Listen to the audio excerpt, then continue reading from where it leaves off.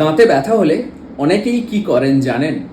লবঙ্গ, নুন, হলুদ, মানে একের পর এক হোম রেমেডিজ। কিন্তু আসলে কি সেগুলো আপনার দাঁতকে সুস্থ করতে পারছে? চলুন জেনে নেওয়া যাক। নমস্কার, আমি ডক্টর সৈকত ভক্তা। হোম রেমেডিজ দাঁতকে সাময়িকভাবে সান্ত্বনা দিতে পারে, কিন্তু সমস্যার মূল শেকড় থেকে সেটাকে ঠিক করতে পারে না।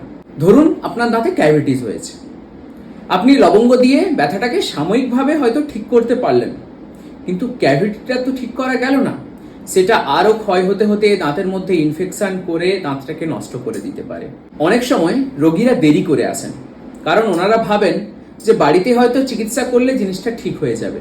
কিন্তু আমাদের কাছে দেরিতে আসার কারণে যে দাঁতটা হয়তো বাঁচানো যেত বা যেটা হয়তো নর্মাল ফিলিং করলে ঠিক হয়ে যেত, সেটা রুট কানাল ট্রিটমেন্ট বা এক্সট্রাকশন বা দাঁত তুলে দেওয়া পর্যন্তও চলে যায়।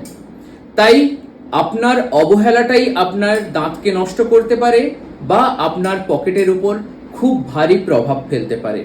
তাই দেরি না করে অ্যাজ সুন অ্যাজ পসিবল দাঁতের চিকিৎসা করুন এবং আপনার দাঁতকে বাঁচান। বিশ্বাস করুন, আর্লি স্টেজে আমরা ট্রিটমেন্ট করলে দাঁতকে আমরা সুস্থভাবে বাঁচাতে পারি। তাই মনে রাখবেন, home remedies is equal to temporary treatment. Dental treatment is equal to permanent solution of your tooth. তাই একটাই কথা বলবো, don't ignore, treat it as soon as possible.